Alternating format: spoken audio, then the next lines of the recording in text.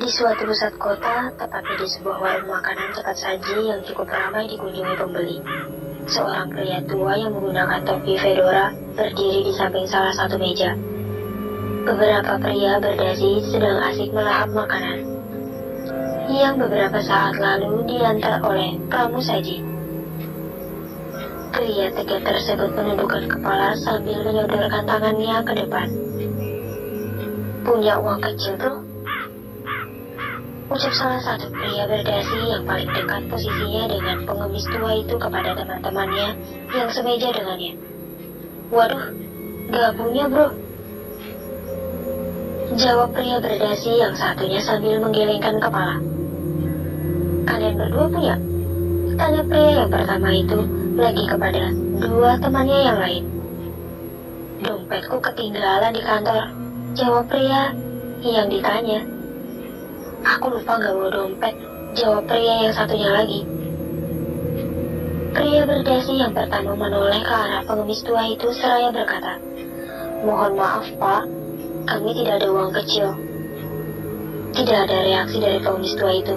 Ia masih tetap berdiri sambil menunduk seperti semula, seolah tidak menggubris permohonan maaf pria berdasi di depannya. Pria berdasi merasa tidak enak hati karena pengemis di depannya tidak segera pergi. Ia menoleh ke arah teman-temannya sambil berbicara dengan bahasa isyarat, mempertanyakan perilaku pengemis itu. Tapi teman-temannya menjawab dengan bahasa isyarat pula. Mereka juga bingung mengapa pengemis itu tak mau pergi.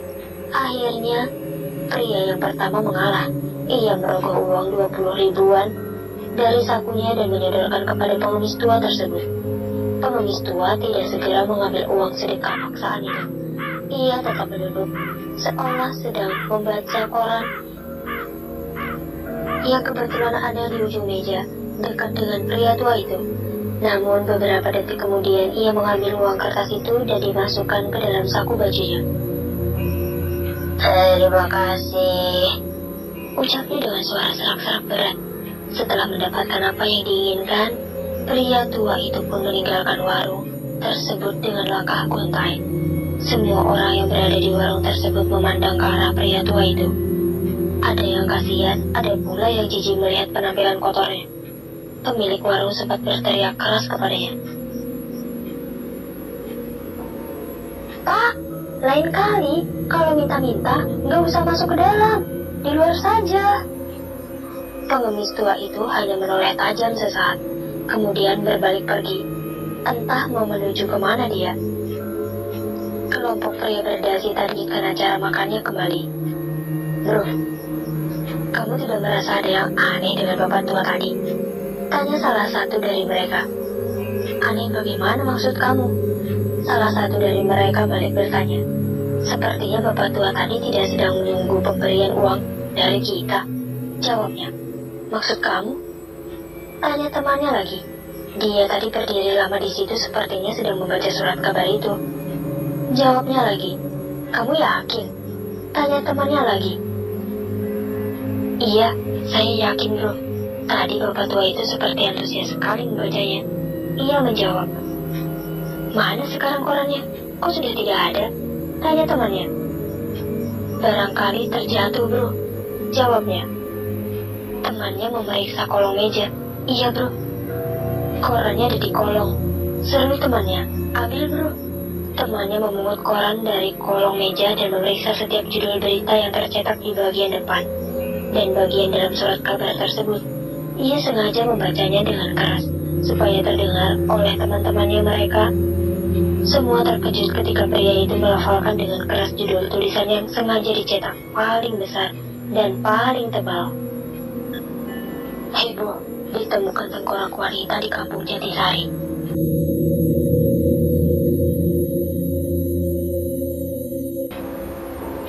Seperti biasa, malam itu aku belajar mengaji bersama teman-teman di musola Mbah Nur. Kegiatan mengaji dimulai ba'da sholat maghrib hingga menjelang sholat isya. Setelah selesai sholat maghrib, anak-anak biasanya langsung mengambil Al-Quran dan juga kantongnya, alas untuk membaca Al-Quran masing-masing. Ada yang menarik di tempat aku mengaji ini, yaitu model kantongnya aneh dan menuju. Ada yang berbentuk kura-kura, ada yang mirip patung, ada yang serupa meja, dan ada yang berbentuk katok lipat. Khusus katok lipat sudah ada pemiliknya dan tidak bisa dipakai anak lain. Yang punya biasanya anak yang bapaknya berprofesi sebagai tukang bangunan spesialis kayu. Sementara model katok yang lain biasanya menjadi bahan rebutan teman-temanku. Siapa yang datang lebih awal, maka dia yang berhak mengklaim katok yang dipilih untuk hari itu. Bahkan ketika sholat maghrib, katok yang dipilih ditaruh di depan tempat sujud masing-masing anak, sebagai tanda bahwa katok tersebut sudah dikuasai hari itu. Anak-anak paling suka dengan katok model kura-kura, karena bisa diputar-putar, meskipun ketika katok itu benar-benar diputar dan ketahuan Mbah Nur, maka telinga kita juga akan ikut diputar sebagai hukumannya. Jangan mainan katok, itu alasnya Al-Quran. Itulah kalimat yang sering beliau ucapkan. Hari itu aku datang paling akhir, sehingga aku kebagian sisa katok yang kakinya sudah kerowak. Akhirnya ketika digunakan sebagai alas Al-Quran, bagian kakinya harus dipegangi atau diganjal sesuatu. Biasanya kami menggunakan sajadah untuk mengganjalnya. Pokoknya tersiksa sekali jika harus kebagian katok kerowak tersebut. Selain sulit menggunakannya, pemakaiannya juga akan dijadikan bahan candaan teman-teman yang lain. Pada saat belajar mengaji, murid perempuan duduk berbaris di sebelah kanan Mbah Nur, sedangkan murid laki-laki berbaris di sebelah kiri beliau. Kami bergantian membaca Al-Quran dan disemak oleh beliau. Murid yang besar-besar disemak lebih dahulu agar setelahnya bisa membantu beliau mengajari murid yang kecil-kecil. Jadi murid yang kecil-kecil itu diajari 2 kali, oleh Mbah Nur dan oleh murid yang besar-besar. Tak terasa semua santri sudah selesai disemak malam itu oleh Mbah Nur, dan tiba saatnya anak-anak untuk bersiap-siap menunaikan salat Isya. Kami biasanya berwudu di sungai yang jaraknya kurang lebih 100 meter dari langgar beliau. Tetapi sebelum kami berangkat ke sungai, biasanya Mbah Nur memberikan wejangan dulu kepada kami semua. Berwudunya gantian ya. Santri putra duluan. Kalau sudah semua baru santri putrinya. Oh iya, ingat, di sungai harus berhati-hati. Jangan membuat kegaduhan dan tidak usah berlama-lama di sana. Kenapa tidak boleh berlama-lama di sungai, Mbah? Tanya kami. Sudahlah, tidak usah banyak bertanya. Begitu selesai berwudu, segera kembali ke musola. Jawab Mbah Nur agak keras. Enggih, Mbah. Jawab kami segera. Aku dan semua anak laki-laki berangkat duluan menuju sungai. Secara hitungan jarak, memang hanya sekitar 100 meter, akan tetapi medan menuju sungai ini tidak mudah. Sebelah kiri hanya ada 2 rumah penduduk, sedangkan di sebelah kanan hanya ada 1 rumah. Sisanya masih berupa tegalan yang banyak ditanami pohon. Jalannya pun masih berupa jalan setapak. Setiap pergi ke sungai, anak-anak selalu berjalan beriringan dan tidak lupa berdoa. Karena kami sudah banyak mendengar cerita dari orang-orang tua bahwa beberapa pohon di dekat sungai ini ada penghuninya. Kami memang belum pernah melihatnya secara langsung, tetapi membayangkan yang diceritakan oleh orang-orang sudah sanggup membuat bulu kuduk kami berdiri. Sampailah kita semua di sungai yang airnya sangat jernih tersebut. Irwan dan Zain sampai sungai langsung berwudu dengan gerakan cepat dan langsung lari menuju langgar. Kedua temanku tersebut memang terkenal penakluk. Beberapa anak yang lain juga melakukan hal yang sama. Buru-buru turun ke sungai, bersuci, serta kabur ke langgar. Tersisa aku, Doni, Buang, dan Parto. Doni dan Buang buang air kecil dan berwudu. Setelahnya mereka berdua bersiap untuk kembali ke langgar. Rek, tunggu aku ya. Aku mau BAB, kataku kepada mereka. Aku balik duluan ya, Im. Aku dihukum Mbah Nur kalau kelamaan di sungai, kata Doni. Aku juga mau balik duluan, soalnya sekarang giliranku mengumandangkan azan. Jawab Buang. Tinggal 1 orang lagi temanku yang belum aku tanyakan. Kamu bisa nungguin aku kan, Tok? Kataku memelas sambil menahan sakit perut. Oke, buruan sana wis. menuju sungai, agak ke hilir untuk berabe. Parto berwudu duluan, setelahnya dia duduk di pinggir sungai yang agak tinggi. Rupanya aku membutuhkan waktu yang agak lama untuk membuang hajat. Sudah, Im? Belum, toh. Ayo buruan, nanti kalau berlama-lama kita bisa dihukum oleh Mbak Nur. Sebentar lagi, tinggal dikit nih. Pada saat BAB, tiba-tiba aku melihat Mbak Jun di belakang Parto. Pria yang tinggal sebatang kara itu melangkah menuruni sungai. Sampean, Mbah. Sapa Parto kepada Mbak Jun. Yang disapa tidak menyahut. Sesampai di sungai, ia langsung menangkup air dengan kedua tangan dan dibasuhkan ke mukanya. Tidak kurang dari 10 kali dia melakukannya. Cara yang ia lakukan terlihat aneh. Kemudian dengan wajah yang datar, pria tua itu naik lagi dengan sungai sambil menoleh ke arahku yang sudah selesai BAB. Pria sepantaran Mbah Nur itu pun melangkah melewati Parto yang sedang menungguku di galengan. Sekilas tercium wangi bunga kenanga ketika Mbah Jun berlalu. Aku pun mulai berwudu, setelahnya aku naik menuju Parto berada. Kemana Mbah Jun? Kok tumben? Dia gak nyapa.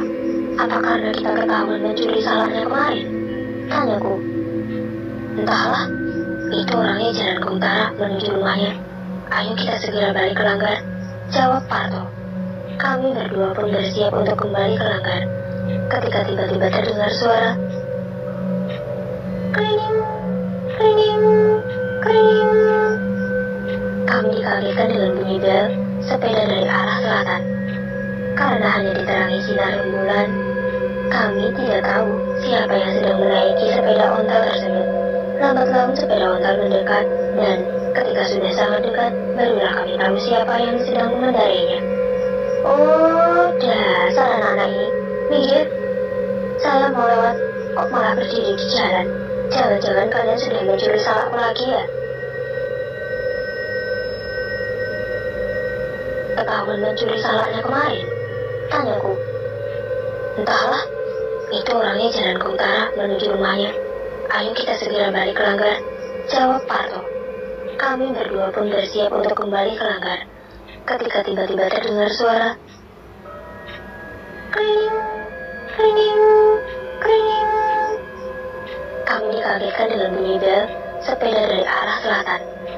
Karena hanya diterangi sinar rembulan, kami tidak tahu siapa yang sedang menaiki sepeda ontel tersebut. Lambat laun sepeda ontel mendekat, dan ketika sudah sangat dekat, barulah kami tahu siapa yang sedang mengendarinya. Oh, dasar anak-anak ini. Minggir, saya mau lewat, kok malah berdiri di jalan? Jangan-jangan kalian sudah mencuri salakku lagi ya? Omel lelaki tua tersebut dengan suara khasnya yang sangat cempreng.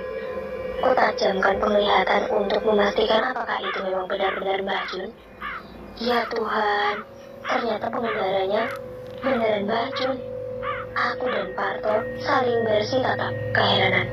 Kami sempat berpikir, kok Mbah Jun bisa jadi dua sih? Yang satu baru saja berjalan ke utara, sedangkan Mbah Jun yang ini baru datang dari arah selatan. Kenapa bisa seperti itu? Nalar kami tidak mampu menjangkaunya, sehingga kami lari tunggang langgang meninggalkan Mbah Jun yang ini bersama sepeda kumbangnya.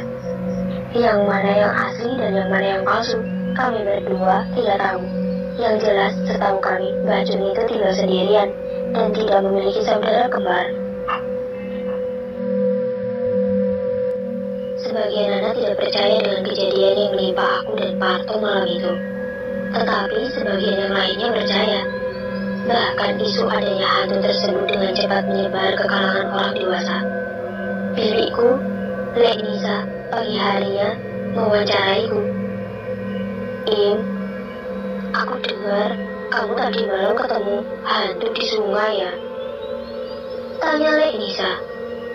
Iya Lek, aku dan Parto sampai ketakutan tadi malam gak bisa tidur, jawabku.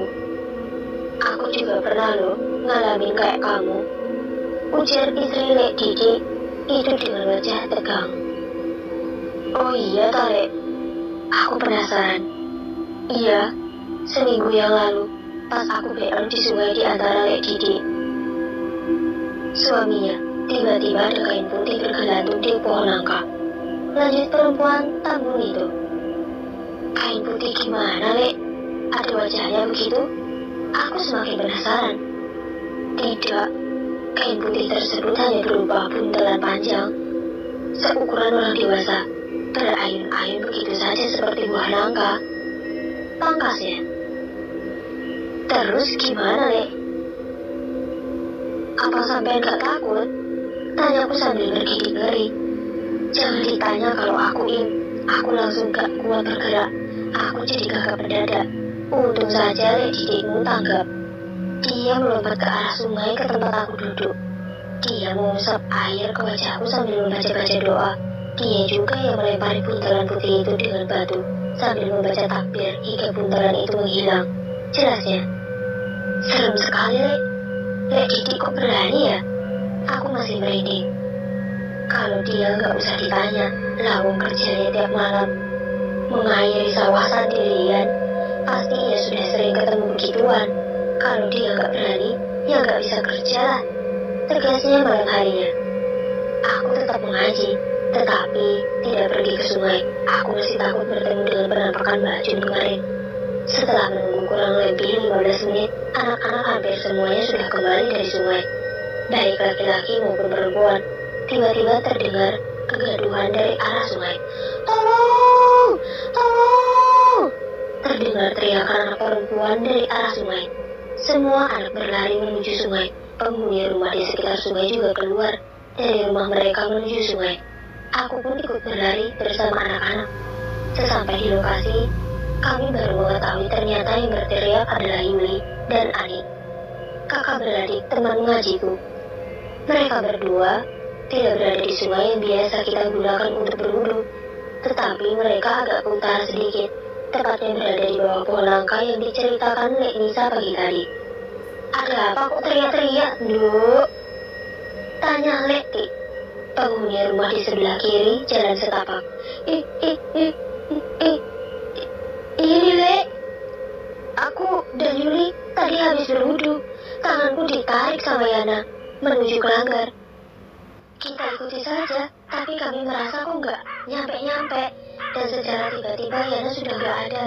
Anehnya lagi, kita bukannya sampai ke langgar, malah ternyata kita ada di sini.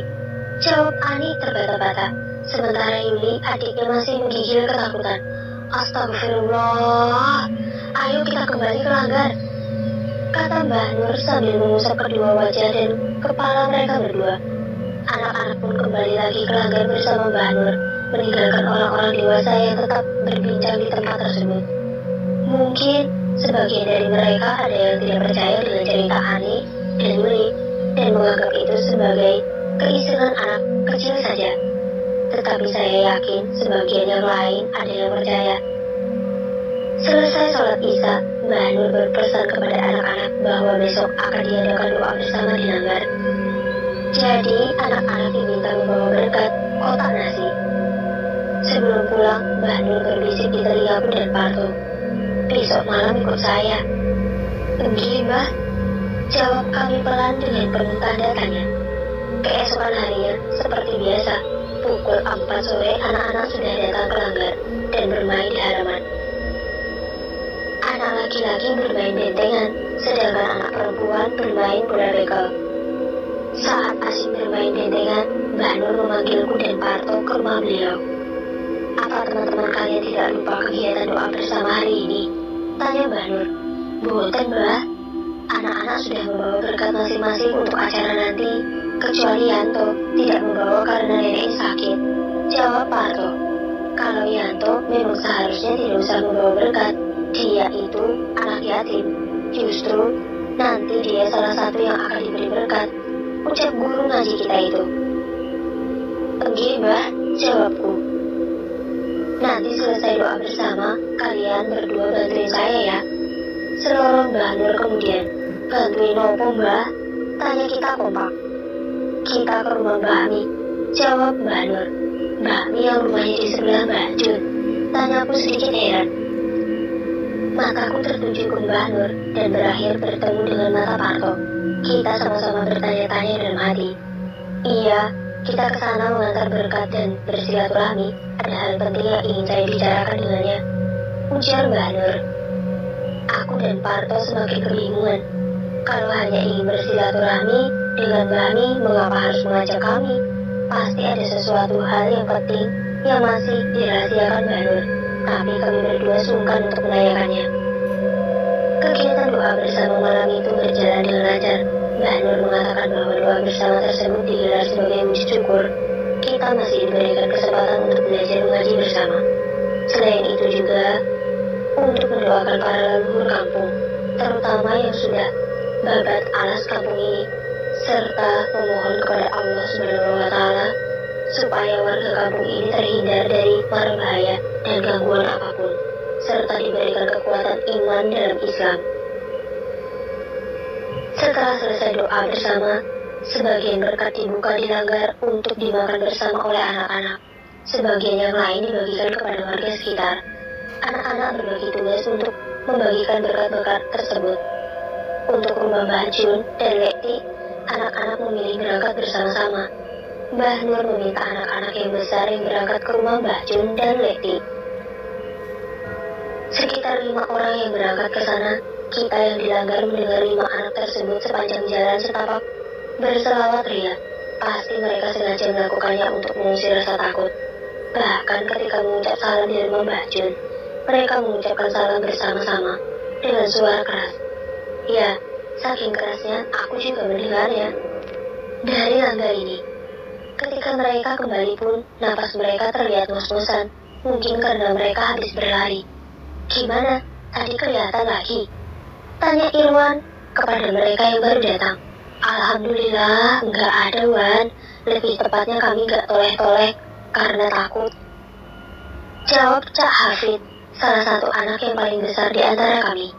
Semua tetangga sudah dikasih fit. Tanya Mbah Nur. Alhamdulillah sudah Mbah. Cuma Bu Sinta yang menolak, alasannya sekeluarga nggak bisa makan makanan orang mati. Jawab Cak Hafid lagi. Loh, ini kan bukan selamatan orang mati, ucap Mbah Nur. Iya Mbah, sudah saya bilang begitu, tapi mereka tetap menolak. Katanya biar dimakan anak-anak santri saja. Jawab Cak Hafid. Mbah Nur manggut-manggut.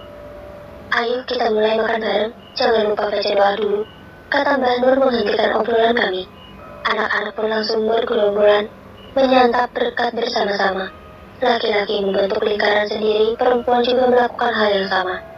Jika sudah makan bareng begini, kami bisa melupakan segala hal, bahkan kisah tentang hantu pohon langka tersebut.